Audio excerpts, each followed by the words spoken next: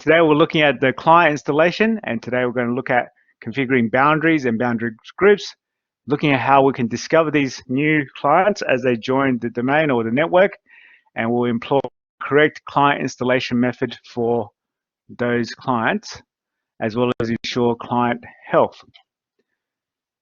So if you remember, the client is a agent software, so it's a piece of software that gets installed on top of the operating system of any computers in your network. Okay, any computers we want to use SCCM to control, to push out notifications or instructions, and for that client to report back the status, as well as any queries we might want to run against that client. So creating client settings. So to manage a device with configuration manager, the client software must be installed. So this is an additional software. It consists of different agents, so it's not just one specific agent. It's a piece of software, and it has a couple of different agents that does different functions.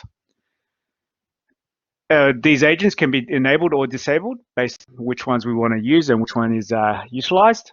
The full configuration management client is installed, however, and the client settings section of the administration workspace controls the agent settings and the configuration. Okay, so once you've actually get into your SCCM configuration, you'll see there's a management console and there's different nodes. The administration nodes is where we do a lot of the configuration. Then obviously the various other nodes control other aspects.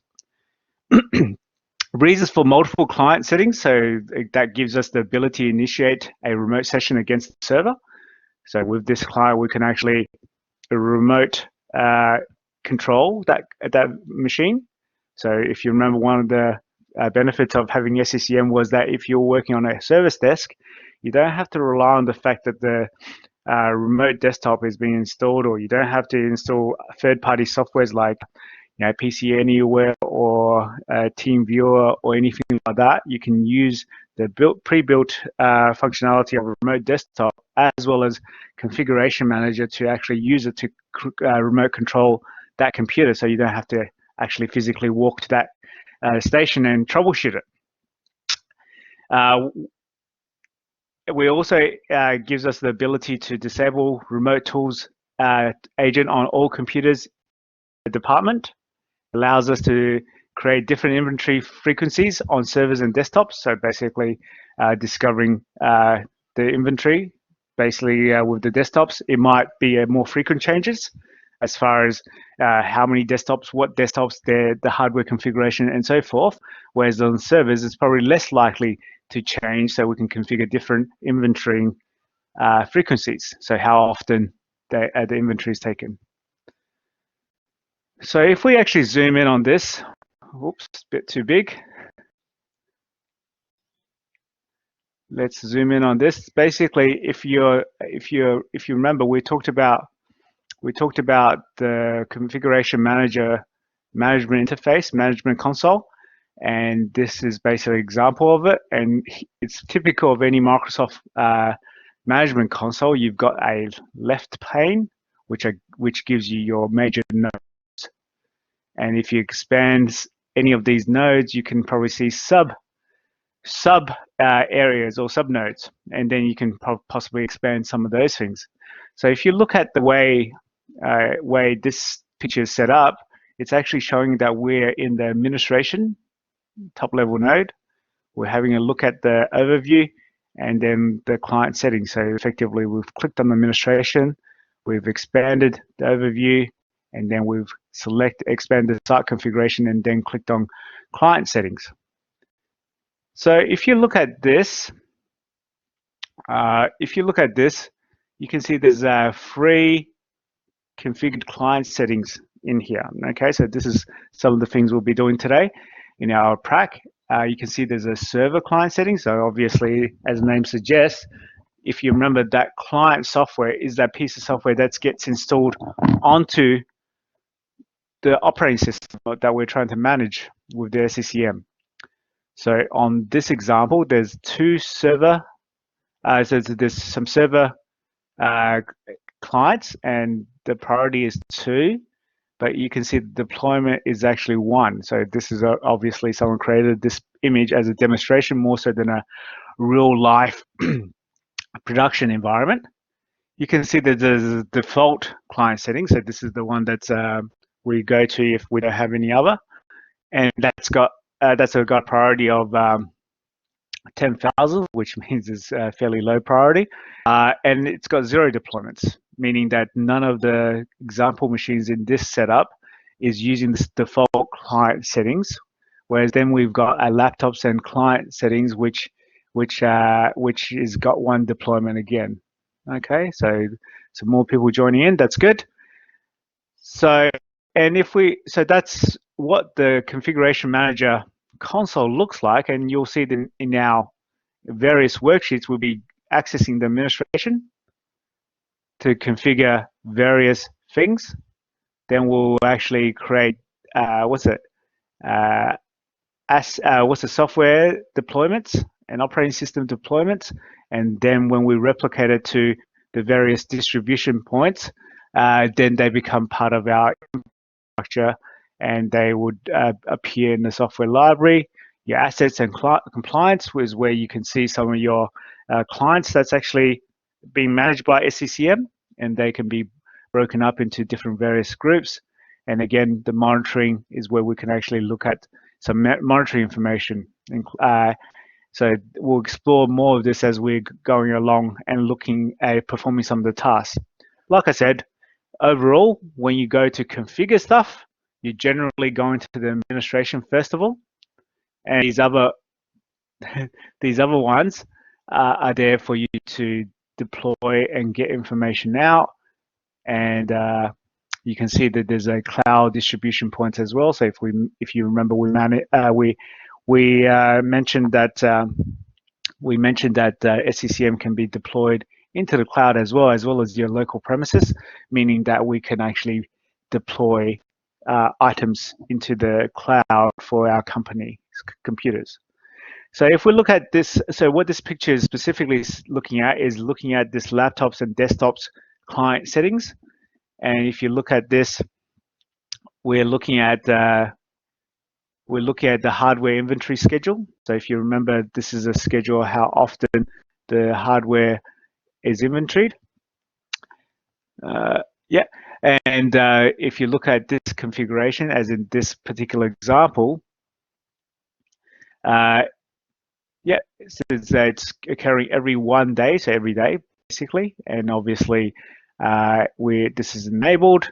We can change this schedule if we want to, and we can set the classes and basically decide which classes to be applied to.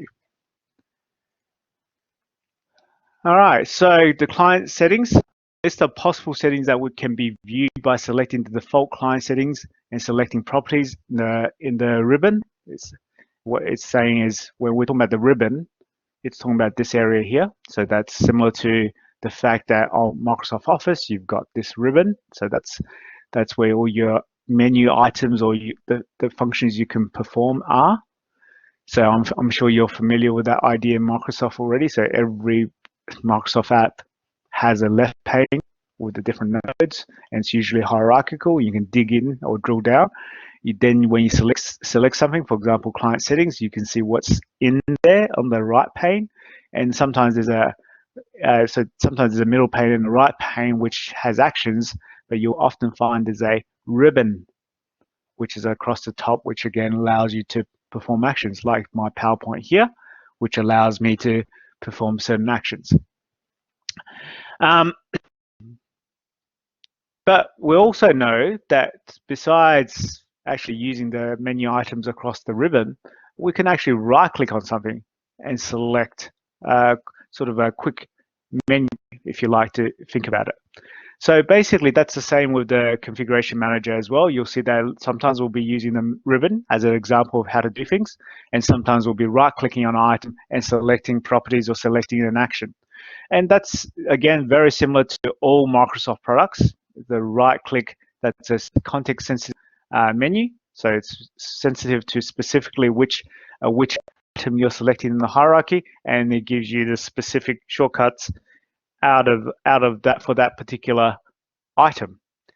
So getting back to what are some of the possible settings that we can look at. So there's the background intelligent transfer. If you remember, that was one of the requirements for installing SCCM, allows the control of the bits, which is the background intelligent transfer protocol.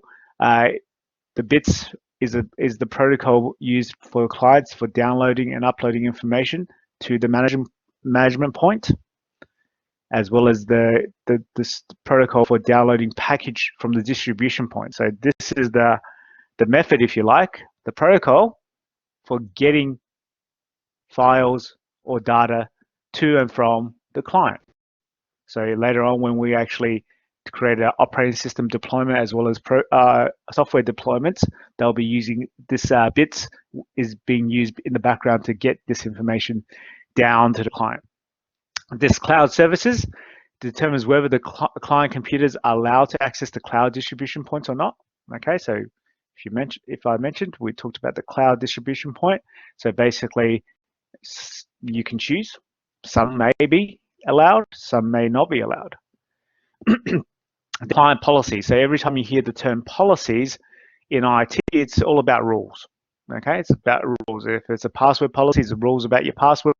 If it's an internet access policy, it's the rules about accessing the internet. And if this is the client policies, is basically the rules we set for these clients. For example, we can control how often client agents will contact the management point for a policy refresh. Okay, so I'm sure for those of you who've done group policies with me in another subject, you know that it's not necessarily instantaneous. When you change something, it doesn't mean that the client will get it instantaneously. And what happens is that it's usually scheduled. Okay, with the group policy, if you remember, it could take up to 120 minutes before those policy changes that we configure in group policies are actually enabled on the client, depending on the timing. If it's not, you can imagine if your client was constantly checking every second, checking whether there's policy changes, you can see how that's a big waste of resources, network bandwidth, and actually the time of the client and the server. So basically, they're not going to check instantaneously every second. So what it means is that it will check on a regular period of time, and with this client policy polling intervals, we define how often they check. Like I said, if you define it to be too often, so for example, it can go between 3 minutes to 1,440 minutes. If you choose something that's too often, like say 3 minutes, it just means if there's not much changes, your client's going to be asking or checking if there's policy changes on the server computer. And if there's nothing, it basically just takes time. Okay, if it's doing that every 3 minutes, you can imagine how that's resources, network bandwidth, resources like CPU, memory, and everything else that it could have been used for other things, especially on the server. Okay, so on the client, maybe it's not as busy as the server, but if you think about it, the server is there to manage a very large network, because that's when System Center Configuration Management Manager actually makes sense in a larger network. So if we've got literally thousands of computers checking every 3 minutes for policy changes that may not even have happened, then it's a big waste of resources on the server. It's almost like if you want to think of it, a denial of service attack, if you want to take that line of approach, because you're needlessly checking for changes when there isn't any. On the other hand, it says up to 1,400 minutes. Okay, so there was a question, I think. Let me just quickly read that. All right, so Wazif says that's the schedule, but can from the client force policy? Well, in this case, no. Okay, so unfortunately, this is the schedule. You most often when you actually using this in the production, it doesn't really matter, because it's not something that's necessarily gonna make a big difference in the everyday running of things. Obviously, when we're configuring our settings, we like to see the results straight away. But in this case, it's actually we just configure it, okay? And sometimes it does take a while. You'll find that with this subject, a lot of the time when we're working with the CCM, it appears like it's not doing anything. Okay, you've something and you don't see the results straight away. Sometimes it's just because of the timing, like we're talking about. Sometimes it's because your server is actually working very hard to complete other tasks before the task you're monitoring is completed. So I'm not sure if anyone's seen that already. Has anyone seen that? You've done something, but your server, it doesn't seem to have, or the server or your systems doesn't have seem to have applied. Has anyone experienced that just yet? Not yet. Oh, it's possibly because we've just only been installing and building it. Okay, Reese, you'll see that in the future, you will. Like I mentioned, a lot of times you'll see, like for example, we'll configure the client deployment, and you expect the client to be installed straight away on the actual client virtual machine, but it won't be like that. You'll wait, and you'll come back, and suddenly it's actually done. So the easiest way, while looking at the logs, is to actually look at the resources. So for example, if I look at the performance of my computer, I can see the CPU is working not too hard. Okay, this is typical of a computer that's not doing very much. But you'll see, especially if for those of you, we discussed this last time, especially if for those of you with not too much CPU process, and especially for those people who don't have too many cores and haven't allocated your virtual machines that many cores, you'll see that your CPU is very, very high. And that indicates that your SCCM is actually working through that queue of tasks. If that's what Jack is saying, it's like that. Okay, it's you've configured these things and it allows you to complete the wizard and all those kind of things. But reality is it's actually being queued, like Jack sort of alluded to, of these tasks, and basically you'll see the CPU is pretty high because of it. But then all of a sudden you'll see the CPU just drop back to normal, and that's when you almost gives you a clue that what you've configured and it's doing, it's actually finished. Okay, that's where you go check for the results. I know it's a little bit frustrating, especially from a teaching and a learning point of view, because you want to do something, you want to see the results immediately, but just have to understand that that's how it works. Okay? So like going back to what we're talking about, the new machine, we can create this policy which determines how often it checks. So it says 3 minutes to 1,440 minutes. Obviously 3 minutes is too often. But if we set it to 1,440 minutes, that's, I don't even know how many days that is or hours that is. Let's actually have a look. So if it's 1,440 minutes and we divide by 60, that's 1 day. So basically 24 hours. Okay, so if you configure this amount, it means your policies that you've changed, the clients won't pick it up until the next day, which might be too long. It says here, best practice is 60 minutes. Okay, then that's the default value. Okay, so that's best practice. Remember we talked about the BPA, the best practice analyzer, and obviously you can do it however you want and do it for your situation, but Microsoft recommends the best practice, in this case, 60 minutes. For us as students, someone who's learning, someone who wants to see the results a little bit faster, maybe we can change that to a little bit lower number so we can actually see some of the policy changes a lot faster. Enable user policy on clients. So if configured, this configuration manager, configuration manager to discover users and intend to deploy applications and programs to the user. Enable user policy requests from internet clients. If you have any internet-facing sites systems and you want to support user-centric scenarios for internet-based clients. So basically these two, this one is basically a client from the internet. So when it says user-centric, it means that the user is the center scenario. So basically the user, it's it's not revolving around the computer. It's a little bit similar to the idea when we looked at group policies where there's computer settings and user settings. When it's a user centric, it's specifically centered upon the user, where they may be located, in this case on the internet. All right, creating client settings and compliance settings enable compliance. So if you never heard of the term compliance, it means you are either obeying the rules. So for example, if the speeding on the roads here in Australia is 60 k's an hour, if you're driving below 60 k's, you're compliant. If you're driving above 60 k's an hour, you're non-compliant. So compliance means, are they obeying the rules?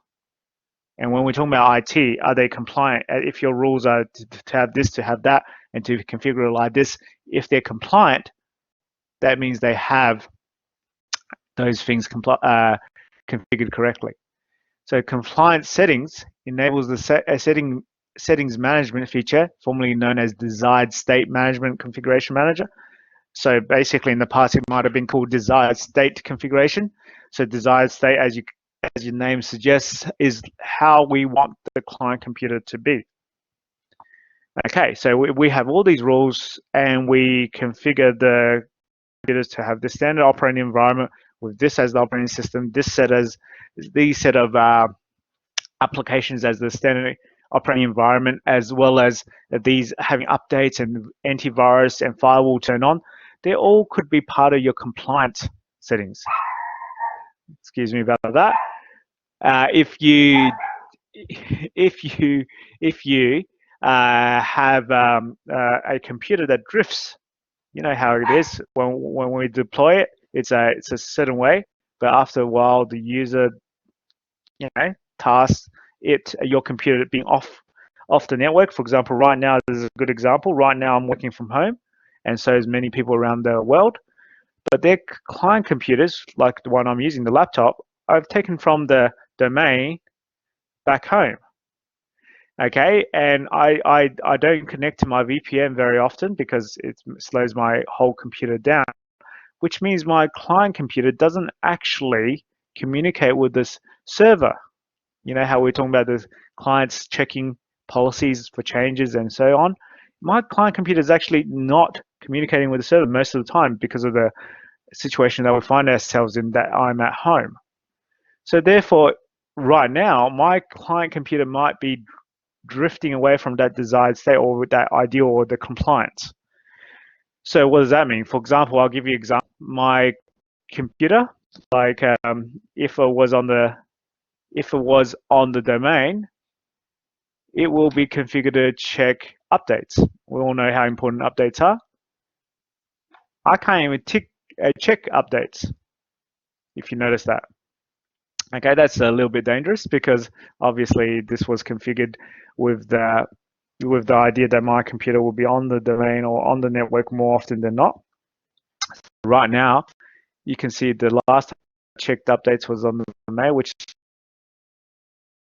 but that's because I've recently been given VPN access. Because if you remember, we talked about how we had this thing called WSUS, which is all about Microsoft security updates. Well, that WSUS interacts with SCCM so that we can actually control through SCCM what updates are applied to the client computers, where they get the updates from. And because right now, some settings are managed by your organization. So they're managed by the administrator of the domain, okay, which is not me, obviously, because I'm just a lecturer there, not necessarily the administrator. And it has other things like active hours, when is the maintenance windows and so forth. So I can't actually right now check for updates, which is a little bit dangerous. If you look at Windows security, this is being fixed. They've changed it because of concerns I've raised. But before, just as we went to work from home, it actually didn't allow us also to check for updates for the Windows Defender. You can see that that's actually checked What?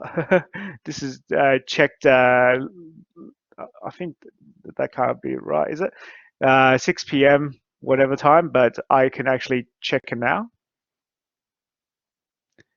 because before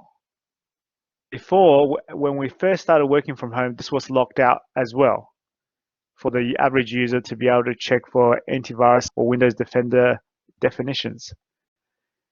And obviously that's a bit dangerous. And I asked our ICT, now that we're working from home, how do we check for updates?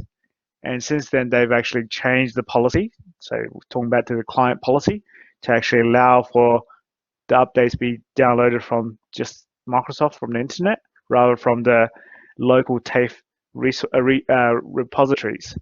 So again, that was normally controlled through the SCCM, and now because of the working from home arrangements, they've allowed us to do that because not everyone at TAFE has VPN access to TAFE, so therefore we can't actually download it. With the other updates, they're still being controlled, but you can actually imagine how important those security updates are in a given situation. Okay, have you guys, just on a side note, have you seen in the newspaper that a lot of now, there's what's it, the hackers or threat actors as they're called, are actually targeting people's concerns over COVID-19 in order to actually trick them into with phishing attacks as well as malicious websites to actually get malware onto their system. Have you heard any of you guys heard that? Raise your hand or give me a thumbs up if you heard of any of those things being published. Yeah, so Jariah has, so that's good. Just be aware because yeah, no, I'm not surprised either. But these guys, you would think it's almost like a situation where it's hands off this type thing because everyone's suffering. But nah, these guys don't care. They just want a way of actually making money. I've actually seen one of those videos on YouTube where this guy really hacked into these attackers. They're working almost in a call center, and they've got team leaders, operation managers, as they call it, demanding them to have a certain amount of turnover. And it's almost like it's what working in a call center. They have their scripts they go through, just like if you rang up Telstra or Optus or someone like that.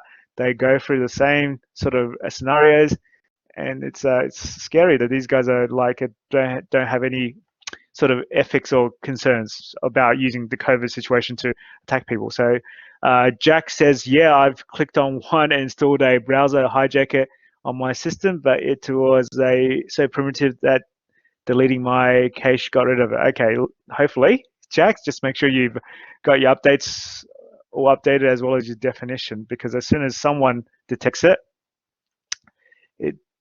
just as long as someone detects it, these things gets distributed across the web, all the Intel centers. So Wazif says, does it mean the WSUS updates list is equal to remote domain? Sorry, can you ask that question again? Does it mean WSUS updates list is equal to remote domain machines? I don't understand that.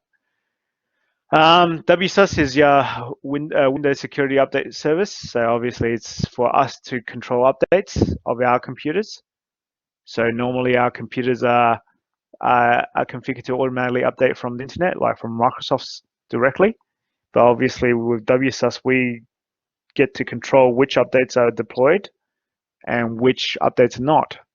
The theory is that we can adequately test these updates before we deploy them to the client computers. But in this situation that I was showing you before, it's my updates are controlled by TAFE. It's just that the Windows Defender updates or definition updates, as far as Intel for malware, is actually being reconfigured to be updated directly from the internet. So was it saying with WSUS server updates and local machine updates, if they are not from WSUS and directly as you said, then question mark. So basically right now, these TAFE machines, they're not going to update. That's what I said. it's a problem because it's configured to get updates from our TAFE WSUS, but right now we can't reach our WSUS server. So unless we had a VPN, we can't get updates. That's what I remember. If you remember, I highlighted as a problem. They've actually updated their policy so we can actually update Defender, but we still can't get OS updates. Okay, they're not as if they're all obviously they're all, as you can see there. I can't get updates, and the last time I checked was on the 1st, which is last week. I think that's when connected via VPN. But the operating system updates and program updates is not. It's important, but it's not. If you compare it to Windows Defender updates, they're not as important as the Windows Defender updates, as you can imagine. The Windows Defender updates are specific definitions of malware. Okay, specifically definitions of malware, meaning if there's any malware that's already been discovered and analyzed, it's going to know about it. So that means what Jack was saying, that he got some sort of malware installed on his computer, but if it's been around for a bit, it will already be part of the signature and therefore be able to be detected by Defender or antiviruses. Wasif, you have a question or you have your hand raised? Yeah, Alex, thank you for your time. I may not be able to ask the right question, but I'm just asking Yeah. yeah, I know you said that WS server updates are directly from the client, and Mm-hmm. in a normal environment, it Yeah. comes from WSS. I understand that. Yeah. If and it's not on VPN, then you have your right to updates. That's a good thing. But how my question is how the WSS updates, like if I'm looking at the WSS, how would I know which client is updated by themselves or updated from WSS, or how Mm. am I going to make sure Yeah. it's working? Do you remember Yeah, like us? Did you do the file W subject? Wasif? yeah. Okay. So if you remember, we detected clients in the WSUS server back then, didn't we? So when we actually configured the group policy configurations, and then when we went to WSUS, we could detect all the clients that was using our WSUS. You get me? Do you remember that? Yeah. Yeah. So that's one way of telling. Let me see if that worksheet, and I'll show you what I mean. So basically, if you're on that list, that means you would be using the Windows WSUS from your local network. I see W. So what about the rest of you guys? You remember that worksheet where we actually had to, I think it was in the assignment even, that you had to show that there was detected clients. Remember that? Anyone else? Yeah. So if we have a look at the worksheet, so basically, I think this will answer your question. Was if obviously this is a little bit more primitive than what we're going to talk about later with the SCCM, because the SCCM makes that reporting even better. So we said one of the advantages of actually SCCM was that we could reporting, querying, and compliance as well. So do you see this? Was it? Yeah, I Are you there? remember that. Sorry, Rod? Yeah. Yeah. So basically, Yeah, these clients appearing here are basically getting the updates from WSUS, not from Microsoft directly. You get me? yes. And these clients went on VPN after getting the updates from WSS, changes Yeah. from on VPN, so it Yeah. get from this list. No, they remain on this list as in these are the people who are getting it. But obviously, from WSUS itself, not talking about SCCM now, from WSUS itself, you can actually look at what computers that's on your list that uh, requires updates. Is that what you're asking? If you remember, we had this status list. We can change the status to any, so we can see everyone. But we could also see the ones that required updates and the ones have applied updates and so forth. And you can see here, just this percentage is telling us that the percentage of the installed updates. Do you remember Yeah, that? Is that what you're asking about? yes, that is when it's connected to the Yeah. WSS. When you Yeah. are connected to VPN, like at home, Yeah. and you're still on the list, and you are getting the updates from directly from the internet. Does So the if you connect via VPN, you got to understand when you connect via VPN, you're effectively on the internal network of your domain. So therefore, you would be able to communicate with your WSUS server. For me, for example, once I've dialed into the VPN, I'll be communicating with the WSUS at TAFE. Okay. If I'm not connected with VPN, I am on my home network. I will not be able to communicate with the WSUS server at TAFE. And in this scenario, I will not be getting my updates. And that's what I said was a bit of a problem in the current situation oh, where we're not going to the TAFE campus, or some people may not even have VPN uh, connectivity. Is that answering your question, was it? yeah, thank you. Okay, Yeah. no worries. We'll keep on going then. Okay. So yeah, so good question, David. Was if yeah, that's right. Right now, like I showed you, my computer is not able to get updates, and that's a big problem. And obviously, it's not as big of a problem for me because I do have VPN access, which means just when next time I dial into the TAFE, I'll get my updates anyway. It means there's a bit of a bandwidth issue because obviously I'm using my home internet to download these updates from TAFE, which may not be as fast as downloading directly from the Microsoft update sites.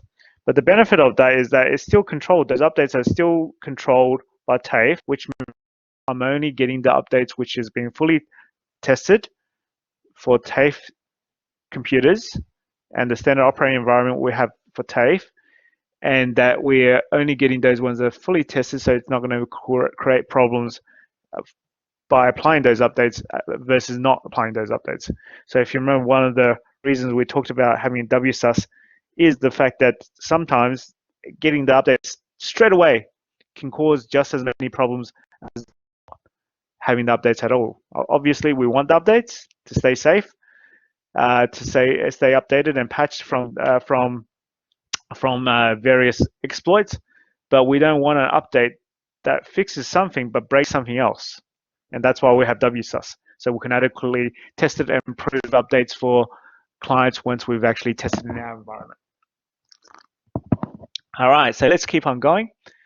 Sorry. We up to default application.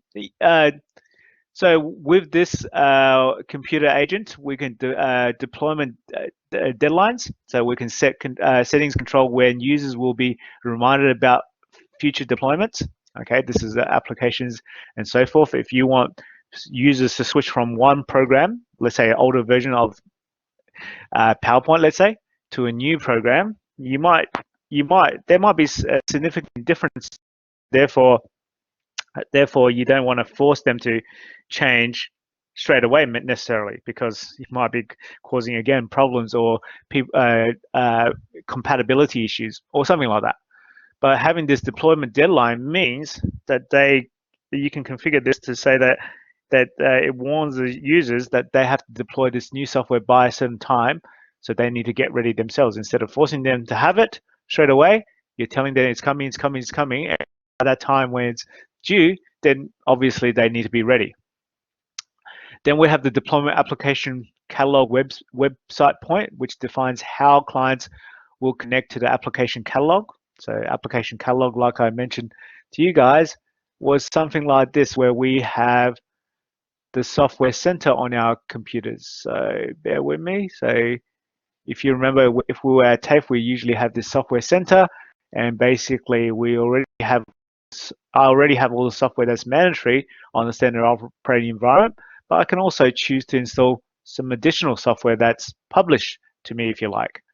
So which means these are not absolutely required, but I can add them to it if I want to. For example, this iTunes, I don't need it, so I'm not going to install it, but there's other things like dyslexic, open dyslexic fonts, which is actually for student computers, where the students do have dyslexia or something like that.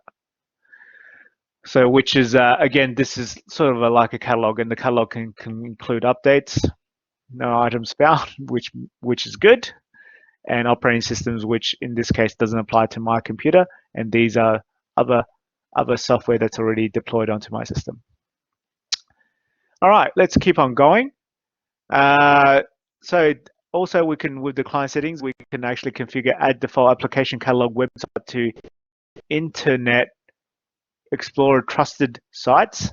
So if you remember, in Internet Explorer, we can have different types of websites that are trusted, untrusted, and the medium security level, which means if we put it into trusted, it's not going to prompt us to accept the cookies. It's not going to prompt us to accept the certificates. It's just going to trust that website and go straight in. It's a little bit scary, but obviously if it's your own server, it shouldn't be scary.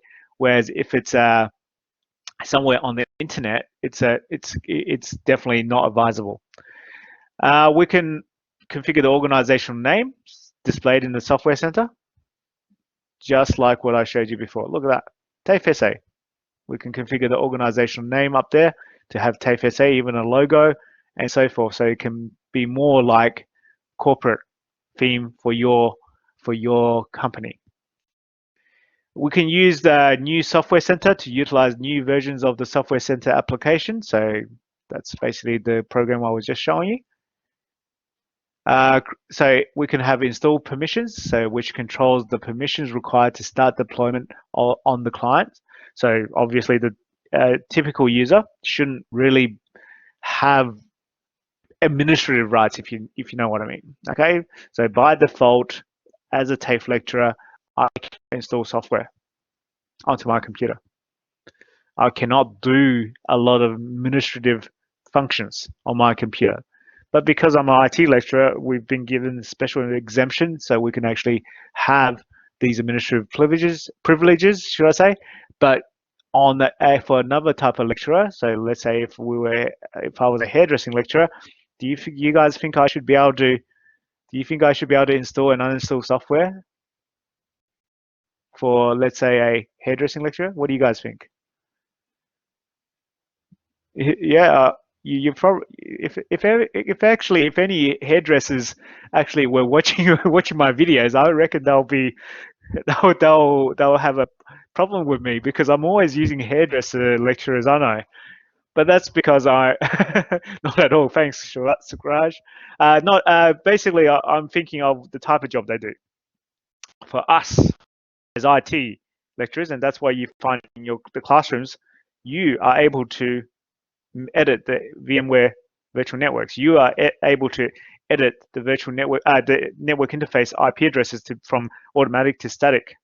You're able to install Active Directory, which not Active Directory, the Hyper-V onto your desktop machine, which has actually caused us a bit of issue in the past, where students have installed the Hyper-V onto the client machines rather than the virtual machines, if you remember that lab. So the reason why we lock down our systems from the user is to protect our system's integrity from the users accidentally changing it. And more importantly, from accidentally, if you remember, we talked about all these phishing exploits and malware. How many, and I always use my mother in this case, how many of do you think if your mother was using a computer, they get an email, they get a pop-up on their browser, and it says, your computer has been infected with antivirus, infected with a virus. Click OK to activate the scan. How many of them would just click OK? I mean, like, it sounds like it's pretty scary, right? 100%, Jack says. All of them. Yeah, that's what I'm thinking too. So that's a problem. If they actually click OK, which is, if you remember, in the Windows 10 environment, in order to install programs, you have to use that UAC, which is the user access control, so which elevates your privilege in order to do that function.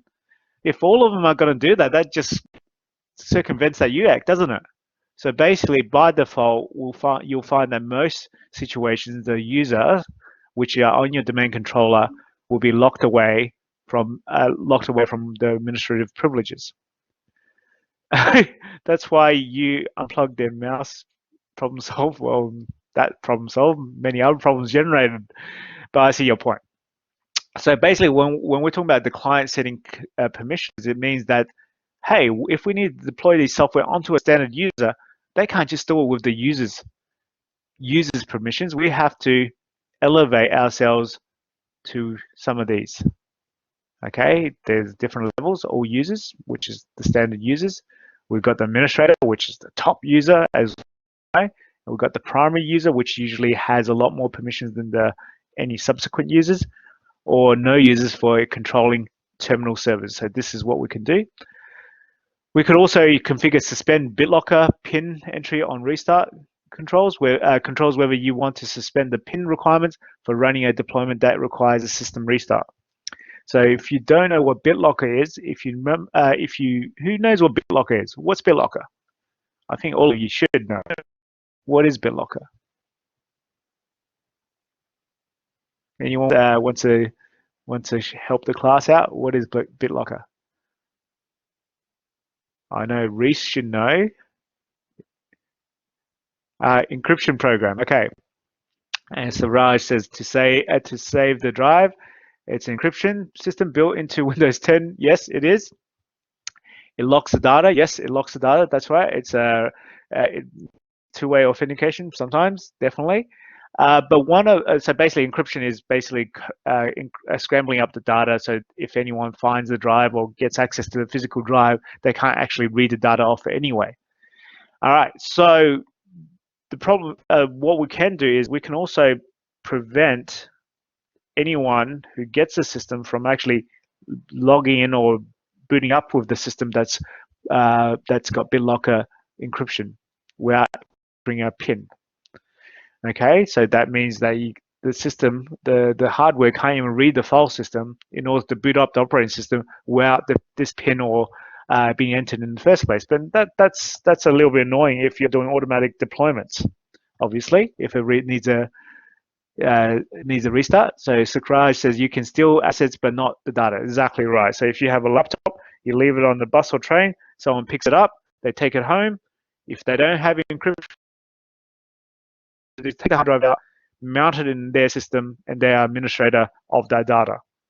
With encryption, they can have the physical hardware, but they cannot get any details or data out of it. You're absolutely right. Sakraj, good one. So then there's the PowerShell script execution policy. So if you remember back in 5ICW towards the end, the 2 sessions on PowerShell or even your CNS subjects, who's done CNS now? There's the create network script with PowerShell with probably Roberto or someone. Yeah, so good. So you know all about script execution. Yeah, that's good, Reese. That's okay. So script execution, again, is a safety measure. Obviously, if we allow scripts to run willy-nilly, they could be run by anyone behind the scenes for your users. Again, your mum's going to click on that thing that says, yes, allow the script to run. So basically, by the script executions, whether it's by default, it's actually disabled, okay, on your Windows 10 computers. But we can use this client settings to change that. By default, PowerShell script will run in the context of a service. If you want the PowerShell script to run within a task sequence, you should select bypass, which is same as running the PowerShell in unrestricted, which is dangerous in normal situations. Okay, just have to follow that. That's a bit dangerous. Unrestricted it means anyone can run anything against your system. But in this case, it's allow we can do it with the client software client settings. Another setting is the show notification for new deployments. Controls the default user interface experience for the logged on user when a deployment is received or is about to start.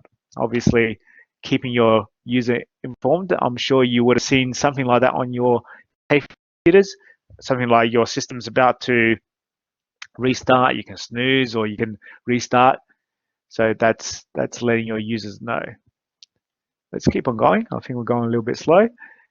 So this is only for deployment settings or, sorry, let me read that properly. This is only for deployment settings or PowerShell is allowed. It will be forever. No, it's not going to be forever. It's only for that client we need to run these tasks as part of a sequence of tasks in PowerShell, and then we can just do it from the client for that specific instance. Okay, like I said, it's a bit dangerous to have unrestricted PowerShell scripts forever. Okay. All right, client settings. So some other settings you can configure is computer restart, which actually controls when the restart notifications are shown, like I was talking to you.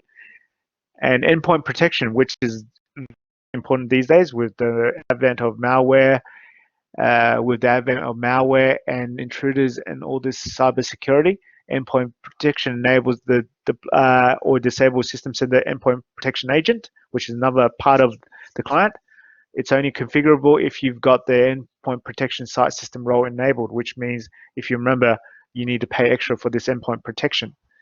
But this endpoint protection manages endpoint protection clients on the client software. It will endpoint protection client into the client computers, automatically remove previously installed anti-malware software before endpoint protection is installed, suppresses any required computer restarts after the endpoint protection is installed, and allows a period of time so that the users can postpone a required restart of the computer. And the endpoint protection installation hours, so when can it be installed? We can use it to disable alternate sources such as Microsoft updates, Windows WSUS or UNS share for initial definition update of clients.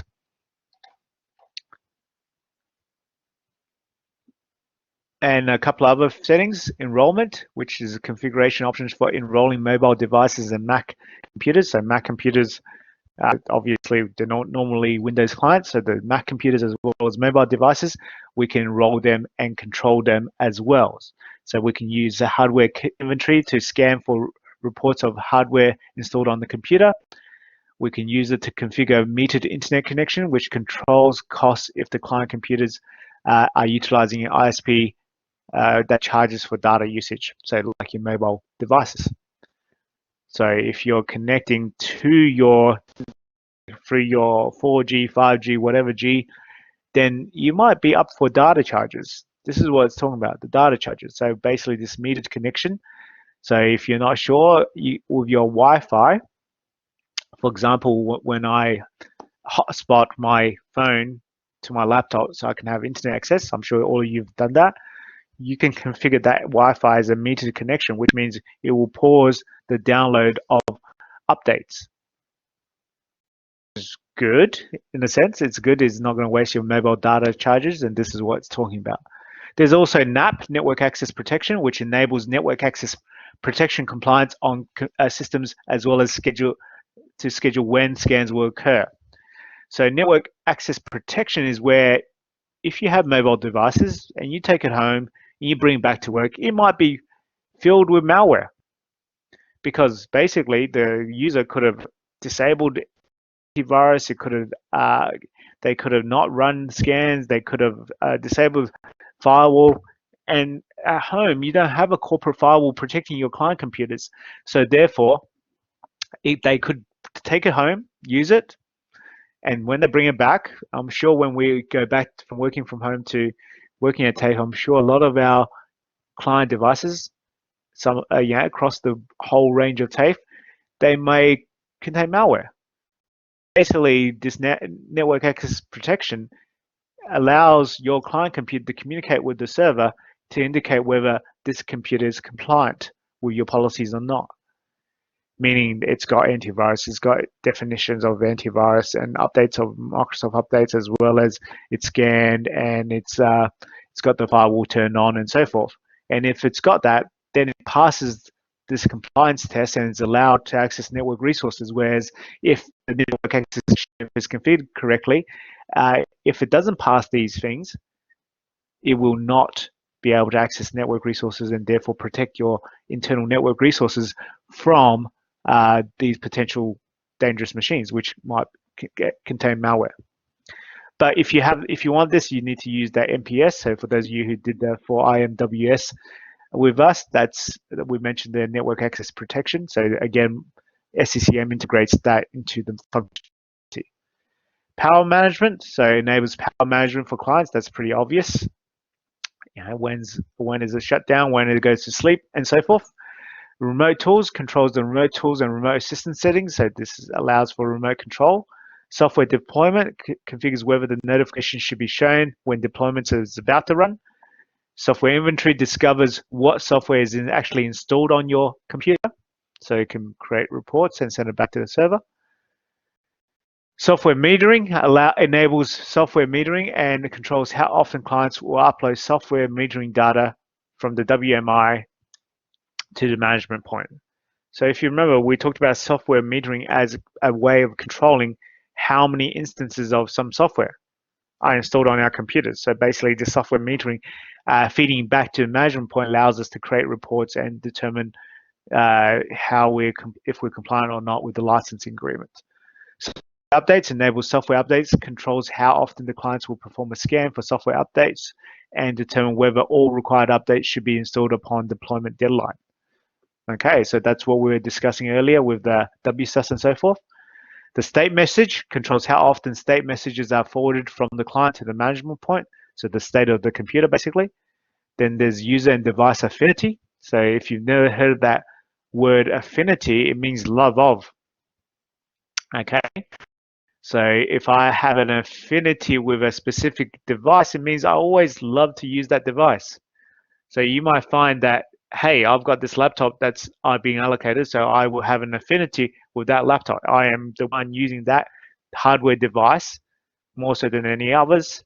And if I step in a computer, in a computer, one of our classrooms, you notice that I will sit at the lecturer table, and then I might have more interactions with that computer than any other computer in the room. So this user and device affinity controls the calculation that are being used to determine when a user is being considered a primary user for device or just a supplementary user. So obviously the primary user of this laptop that I'm using now is me. So therefore it would perform that calculation. Other people may in the domain can log in, but I am the primary user. So it's gonna take that into account when we're talking about deployments and so forth. Then there's the Windows PE, pre-execution. Peer cache allows Windows PE clients to obtain contents from a peer on the local network instead of the distribution point. This setting only applies to operating system deployments. So have you guys heard of BitTorrent? Have you got? Yeah, it's for slow link. You heard of BitTorrent? I'm sure all of you have. So if you know BitTorrent, means that you don't have to download, like you don't have to have hundreds of people downloading from one source, which makes everything slower because everyone's trying to get data from one source. What BitTorrent does is that it actually keeps a track of all the people who have different pieces of this thing that you're downloading. So therefore, instead of just downloading from the source, the one source, you're downloading from everyone who has the piece.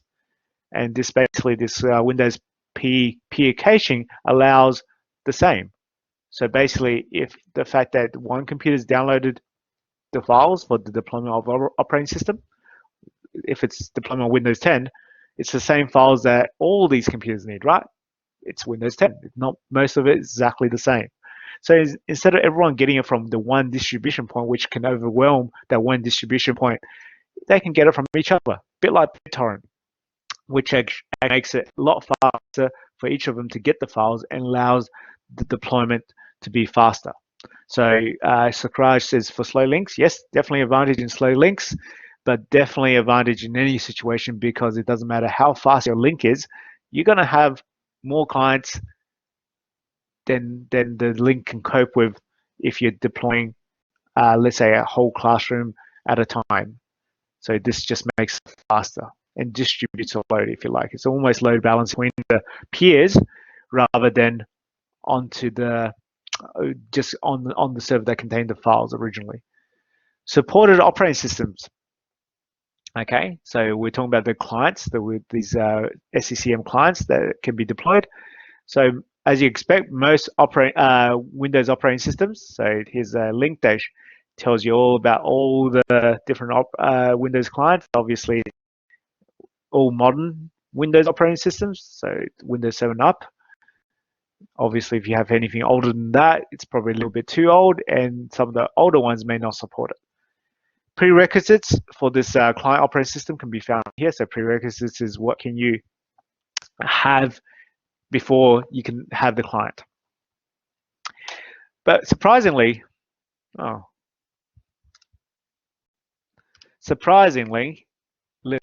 are also supported, but they're not as widely supported as you expect, but only these specific ones.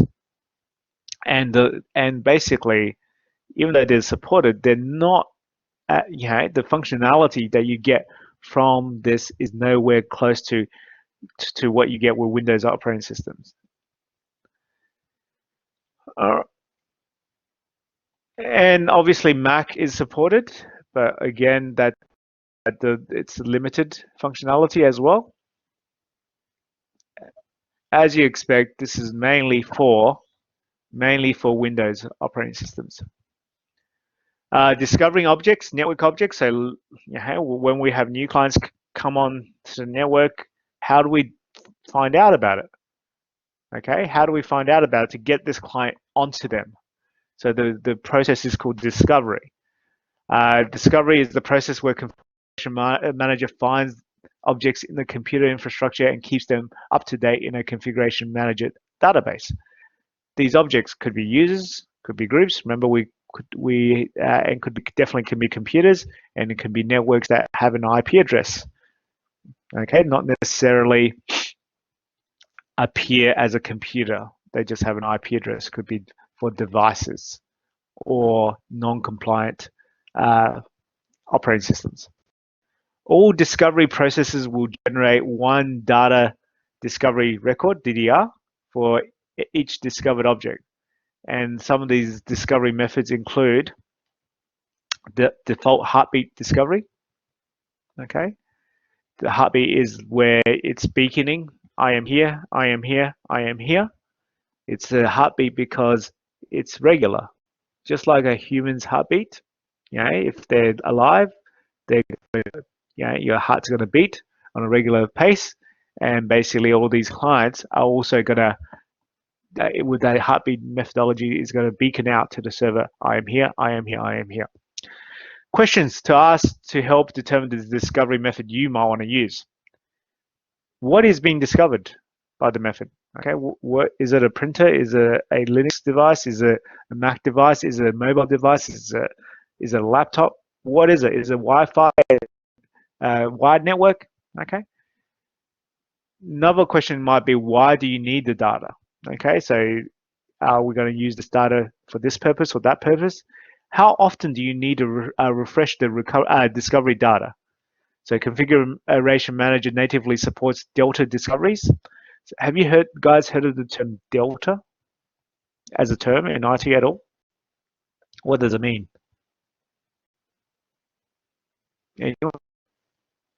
Reese? I think we've spoken about the idea of Delta or Walter in the 4 IMWS last term.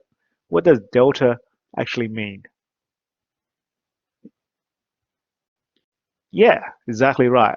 So in maths, in science, and physics, delta is a symbol like the Greek D. Difference. Okay, it's difference. So basically, when we talk about delta discoveries here, we are discovering differences. Okay, so which means that all the things that stay the same, no need to actually go discover them and report on them, but only the delta discoveries is the things that are different, which eliminates the reason for running frequent full discoveries, so you don't have to run the full thing. It's just like we spoke about delta changes as far as file replication goes last term with the people who did IMWS with me. And obviously, if we're talking about that, instead of actually replicating everything at a time, you're only replicating the changes. In this case, we're saving time, we're saving resources by doing delta discoveries instead of full discoveries. What is the duration of this discovery process? How long do you want to give it? Okay, is it going to be ongoing? Is it going to be only once a month, once a day, etc.? What is the impact of the configuring the method? discovery method used for different techniques to gather, DDRs. Could be active directory method. We'll query the nearest domain controller, whereas network discovery will use protocols like RIP and OSPF to get the information. So if you remember, RIP and OSPF are your routing protocols that you might have learnt in your Cisco as well. So let's look at some of these discovery methods. So Active Directory, probably the one that we're going to use most often. As you expect, pretty much all Windows computers on your network is going to be in a domain. Okay, there's going to be some which is BYOD, which may not be in the domain, but the ones that are under your control to start off with are going to be at least in the domain. So each Active Directory discovery method requires a target and a schedule. The target can be a single object, an organizational unit, or the entire domain. So we can discover all the computers in the domain, or the computers in a specific, or the device or the objects in a specific OU. A new feature of our Configuration Manager allows you to specify the account being used to run the discovery. So again, we need to have powers to access resources like Active Directory. So with this, by specifying the count, if none is specified, the process will run under the security context of the site server, the permissions of the server. In order to run a successful discovery, the account you specify must have at the minimum read permissions to the Active Directory object that you're interested in. So if you look at this is an example of using Active Directory discovery as a discovery mechanism, and obviously we're going to have a domain most often than not when we have SCCM, and in this case it's a LDAP compliant. The Active Directory is LDAP compliant, and we can browse for all the domains that's available for us to discover from. And this example is bennett.com, and then let's go here. In the bennett.com, you can actually choose specifically which OU you want to discover, or you can just choose the top level, this domain, and it will discover objects in all of the Active Directory. So if we look at this is one of the discovery methods that's already pre-created for you. So there's a network discovery, heartbeat discovery, and there's various Active Directory discovery. There's the Active Directory forest discovery, group discovery, system discovery, user discovery. These are all various objects in Active Directory. But you can see that primarily it's pretty much Active Directory. So put in as simple as possible. It's easiest with Active Directory. You have other methods, but you'll find that Active Directory is the easiest method. Okay. So Active Directory discovery, there's Active Directory forest discovery, which this method returns information about domains, IP ranges, the Active Directory sites. It runs once a week by default. Okay, so obviously your whole forest is run only once a week, so therefore it's expected that your whole forest doesn't change that often. Active Directory group discovery. This discovery method will discover any local groups, global groups, universal security groups, search for objects within these specific groups, or perform the search for all groups in a specific location. This information is not really used in client installation scenario, but it's used for other parts of SCCM. The client discovery, if you like, is more so to do with the computers, whereas these Active Directory discovery, the various methods of discovery, is not just going to discover client computers, it's going to discover users and so forth as well. We can limit the number of objects returned in the discovery process by configuring the value on the Options tab. We can monitor this discovery process by using the SGDIS log. So something that you guys got to get used to. A lot of things on SCCM is not going to come up to you and just pop out and tell you the information of what's happening. Okay, like I said, sometimes you don't even know if things are working or not unless you look at the how much CPU is using. Like I said, that was the easiest way. But other ways, based on what you're trying to do and the process, the actual progress in the process, you the logs and see what's happening. The Active Directory system discovery, this is the key discovery method for finding devices. So systems refer to the computers and devices. And basically this queries a domain controller for all objects in the LDAP path that you specified. So that's the primary way. Active Directory user discovery, this is not used at all in the client deployment as you expect. The client is that software that's deployed to operating systems which exists on systems. So users in this case is not gonna, it's not that important for deploying this client. It's important for other things. So it's important for user-centric applications. So for example, if we want to deploy programs based on the fact that I'm an IT lecturer and it doesn't matter which computer I sit on, that's what it means by user-centric. Okay, it's centered upon a user. So if I need packet tracer, for example, and it's defined as a user-centric application, then it will follow me to any computer that I sit in front of that can have access to SCCM and deploy that software to me. You will get from this, you'll get a list of users whom you can target different deployments such as applications. So for example, from this we can get Active Directory users and we can select, if we could have a group, for example, of IT users and then target, in that example that I gave you, packet tracer deployment to users, creating a user-centric deployment. Then there's the heartbeat discovery, which is enabled by default and should typically never be disabled. Okay. There's a network discovery, which uses network discovery methods only when no other discovery methods can find the needed resource. And this is used for Mac devices on your network, but it will also discover any device with an IP address, including printers and routers. So things with IP addresses. It is considered to be the noisiest. Noisiest means there's so much information, too much information, because it uses a protocol like RIP and OSPF to discover objects. Most often you will need to use this method only if you have a number of workgroup clients in your environment. Let's see. Okay, so configuring boundaries and boundary groups. So boundaries is what separates one area from another area. That's just our typical language. But obviously, when we're talking about boundaries as far as SCCM, that could be groups of computers. So the boundary might be student computers in the classroom or for classroom. There might be another boundary which is for staff computers, which is in the office area. So we could treat these different computers differently. So after a client has been installed, it's be assigned to a configuration manager site before it can be managed, as you expect. Once assigned, the client will start receiving default client policies, rules, using the local resource of that site.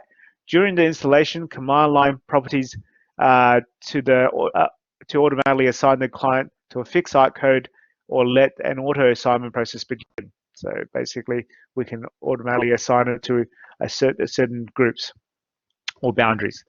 Note that clients will never be assigned to a secondary site, only the primary site. We can configure boundaries is a way of actually you use to assign clients to a specific client site. So we could have a site which is for lecturer computers and for student computers. And a boundary group provides even more control over the site assignment. A boundary group is basically a collection of individual boundaries grouped together. So what that means is that we could have a boundary for A103, another boundary for A104, another boundary for all the different classrooms. But then we can have a boundary group which takes all these classroom boundaries, if you like, and puts it under student network boundary group, and which actually is a collection of individual boundaries grouped together for one of two purposes. Site assignment used to control which site clients are assigned to. Content lookup used to control the distribution points will be used by the clients. Okay, so the distribution points used by a student computer might be totally different to the distribution point that might be used by a staff computer for various reasons, security being one of them.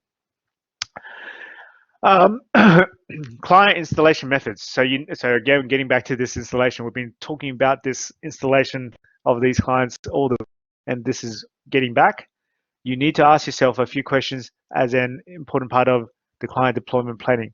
How are you going to deploy the clients? So don't forget, the client is a piece of software. You can manually install it, just like any other piece of software. You can get the installation file, put it on your client computers, and install it. Or are you going?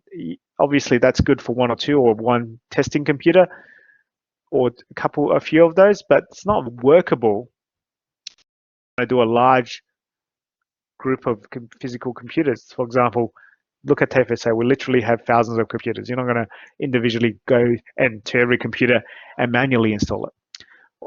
But you can certainly do it automatically.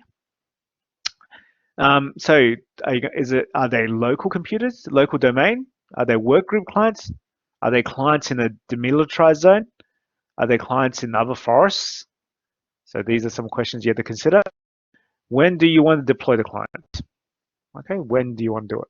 Several deployment methods to choose from. You can do it from command line, and this could be a manual command. It could be published to Active Directory. It can be configured with group policy. If you do a manual installation, you can just click the start button, type run, and if you notice this is a UNC. So for those of you, if you remember, we're mapping the drives. It's very similar format. So / server name / share name. In this case, it's SMS site code. So this is automatically created, this share, once you've actually installed SCCM. And then under that, the folder name is client, and under that, the file name, which is configuration CCM setup, the client for the configuration manager. Manual, but we can also use client push. Okay, what does that mean?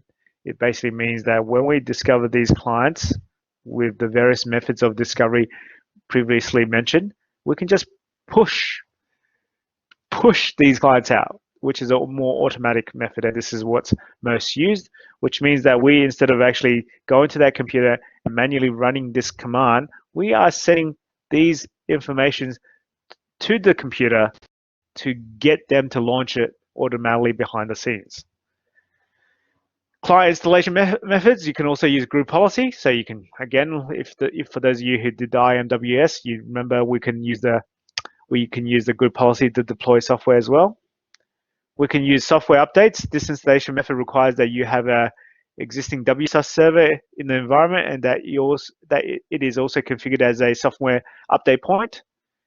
Or you can do software distribution. You can use deploy the client using software distribution deployment features. This method is often used for upgrading a client from old to new. So that's basically using SCCM to deploy software, but you're deploying the client software. You can do it as part of a logon script. Imaging, so you could, if you remember, imaging is basically where you capture the installation of a computer. So for example, if you've got large amounts of computers to deploy software and operating systems, you might create an example one and you capture that image, and then you use this image to deploy new instances of it. It's almost like effectively the same, similar to cloning your VM, except that you're cloning physical machines.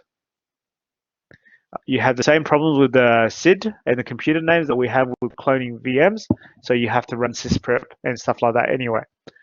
So if you use imaging, if you are using the operating system deployment feature of the configuration manager, you can use imaging, and you can use a task sequence that will actually install the client as part of the installation sequence as well. Installing Linux and Unix clients. Beginning of the Configuration Manager 2012 SP1, Configuration Manager supports Linux and Unix computers as Configuration Manager clients. But we treat these clients like as if they're workgroup, which means non-domain computers. And we must install that manually. We can also install the client for Mac. So again, Configuration Manager supports Apple Mac as clients. So how do we verify the client's installed? You can verify that the client's installed on your client machine by you can view the installation program running within Task Manager or reading log file. you might see in your task manager the CCM setup exe running. Okay, so what are we talking about? Task manager. We're talking about this thing I showed you before. So if you go to details, you'll see all the different programs that might be running. But if during the setup, you'll see the CCM setup. The control panel, you can the clients are getting the site code, so that's configuration manager. So control panel. So let me see if I can launch it. Okay. Here, this is my computer, and let's actually look at this.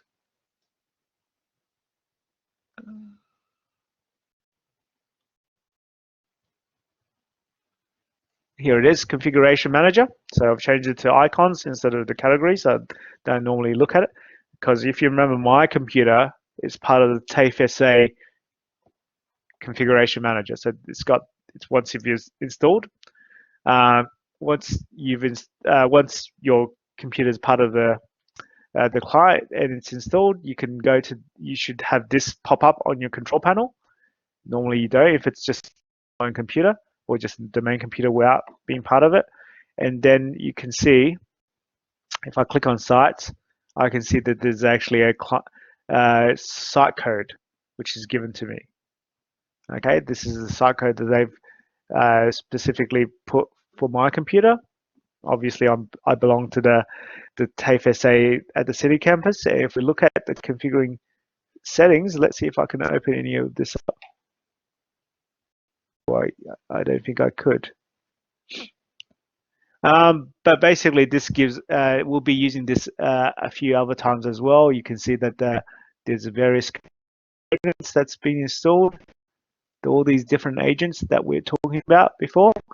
So these agents, you can see the status.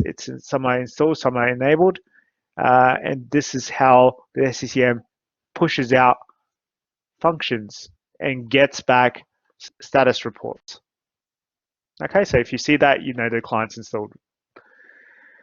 Troubleshooting a client installation, so you need to understand there are three phases to a client installation. There's the pre-installation phase, which is a useful log. A useful log for troubleshooting that is the CCM log file. So again, when we're talking about higher level services, you often see that these logs are what you use to investigate problems rather than just looking for signs or displays or something like that. Then there's the installation phase, which begins the CCM setup program, which reads this file and starts downloading the required files needed to complete the installation. I use again another log is the CCM setup log and the client MSI log. So again, we have to get used to the fact that we're needing to use log to look at happening on the servers or systems. Then post-installation, so after installation is completed, it's the post-installation. So after installation, it's known as the assignment phase, where the client is being added as a managed client to a primary site. And then the log, again, the log to look at is here, and here, and here, all found in the Windows the CCM log file of the client computer. So if you don't know what that %Windows dir mean, it's actually means your Windows directory. So let me just put that side by side so I can see it. So Windows dir, it's on your C drive. There we go, C drive. Oh, sorry, I made this too wide. Let's come over here again. So in my case, so this percent Windows dir is basically, it might not be C drive that you've installed Windows operating system to. In my case, it is. So this is saying wherever your Windows directory is, that's this Windows directory. CCM logs, CCM logs, and these are various logs. And if we actually look at the the first one, CC client ID startup manager. Okay, let's see if we can find that.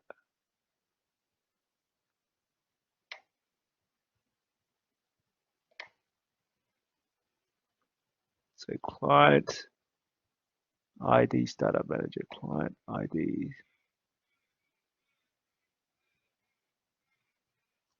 Oh, okay, this is let's see if I can find it. Nope. Am I reading that? Client location log. Let's try that one. All right. Now I'm having a bit of trouble finding all these logs, but as you can see that these are where all the logs are. Let's have a look at this one. So if you notice these logs are very hard to view, and later on we'll actually show you that we can actually use a log viewer to actually to present these in a better way. Okay, so but with troubleshooting, these are some logs that you can look at. Ensuring client health, so client status and automatic client remediation are some of the new features of the configuration manager. Remediation, if you remember, meant that we could fix, okay? So client health, client status, and how to fix it is part of this new configuration manager. An automatic remediation process runs daily on every client and reports and alerts to tell you if active clients drop below a defined service level agreement for the company. Automatic client remediation during the client installation, a scheduled remediation task is created. In this process, CCM eval will run daily to perform all the checks that are specified in this XML file, found again in that folder. And these are 20 different checks. So basically, it's just checking if the client's installed and it hasn't been broken, hasn't been uninstalled, parts of it are not deleted, and so forth. You can monitor the process when it's running by looking at CCM eval log. Let's see if we can see that one. CCM eval log. There it is. Again, if we open that up, again, it's hard to read right now. You can get some information out of it, but it's not the ideal way to read these log files. Determining the client health, configuration manager uses multiple objects such as the following: discovery records, hardware inventory, software inventory, status messages, policy requests, and active integrations to determine if the client is healthy. We can monitor the clients. So the client status can be displayed in the monitoring workspace. So if you remember that system center management console, there's a monitoring area. When you click the client status node, you will see both the client activity and the client check data. You can use the canned reports, which basically are predefined reports, in the client status. So client status summary. So to see if it's healthy, the inactive client details lists all the inactive clients along with information about the last health check. So these are clients who have not reported in today or something like that. Client status history, which provides a very good historic view of the 30 to 90 days. The client time to request policy displays how many clients requested policy during the last 30 days. And configuring alerts. So you'll find that with any job, you're not there installing, configuring, and creating new instances of service or the server or the network. What mostly happens is that you get a job, you're there, it's already, and you're looking at alerts generated from various functionality, and these alerts generate new jobs, tasks for you to follow up on. So these we can configure alerts to different activity requirements for desktops and server or laptops. You can configure individual thresholds. So threshold is the minimum that that will trigger this alert. this case, if we're talking about drink driving, for example, you know that the threshold is 0.05. So if you're below it, no one cares. If you're above it and you get pulled over and they check you, then that's when you have some problems. So threshold is specifically at what level on these clients we report it as an alert. Was if asked the question, these client health checks are automatic or yeah, they're automatic. Okay, they're automatic. That's the whole point of this, that these little client software running on our computers, that's part of the main part of SCCM, so that anytime when the administrator needs to do a report and have a look at what's going on with the network or to proactively identify problems, then these things are fed back to the system and that can be triggering these alerts that we're talking about. So to identify clients that have problems, then we can take steps to remediate them or fix them or do anything like that. Okay, does that answer your question?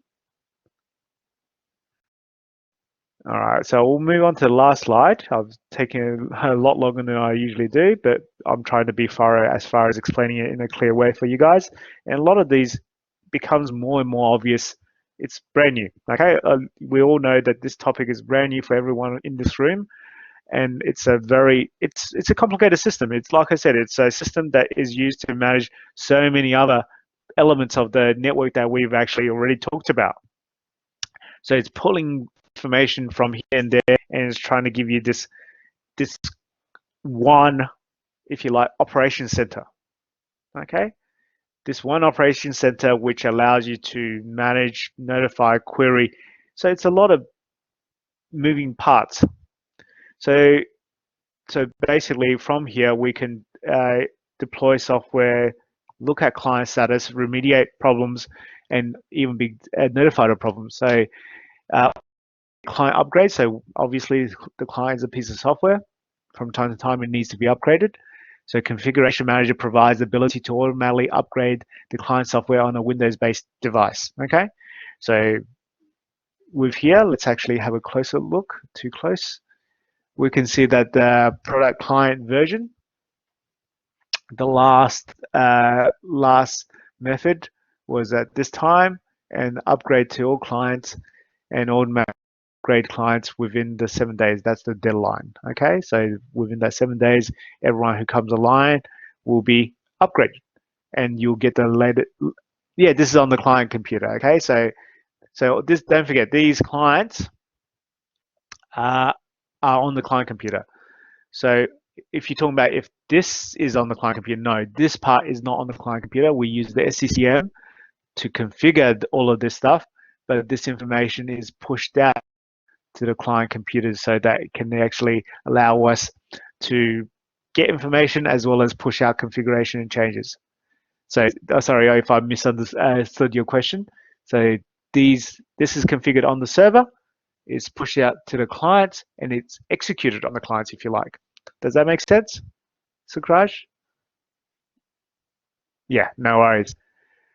Okay, no problem. So like I said, a long topic. So we've got practicals. So can I just ask a question, guys? Does everyone have the virtual machines now? So just raise your hand if you've got the virtual machines, and keep your head down if you don't have the virtual machines. Okay, Walter's got it. Jack, have you got it? Gerard, Wazif, have you guys got it? Sukrash has got it. Juan's got it. And so Wazif, Jack, and Debo. Okay, so you've got a copy, but so that was my next question. Who's got a copy and who's not started the worksheets yet? So put your hand down if you haven't started the worksheets. So keep your hand up if you have started the worksheets. Okay, all right. So that's sort of good and sort of bad. So obviously we've got some people moving ahead, some people who are yet to. So next lesson, like I said, is going to be a time where we're going to use to make sure that everyone started. Okay, so if you haven't started worksheet, if you haven't started, don't even worry about worksheet 1, the first one. Start from worksheet 2. That's where we have to start. We can't just jump into worksheet 3 or anything after that. We are doing that first. For those of people who have started, I want you to take a snapshot of all your servers at the end of each worksheet. Okay, so for the reason is that because these virtual machines rely on the previous worksheet to be done correctly, if let's say you were doing something, you just messed it totally up and all your virtual machines are unrecoverable in that sense, at least you can go back to that worksheet. So you only need to redo one worksheet's worth of work rather than all the worksheets, especially when we get later down the track. Instead of doing 6 worksheets to get to where you should be, you're only doing one worksheet.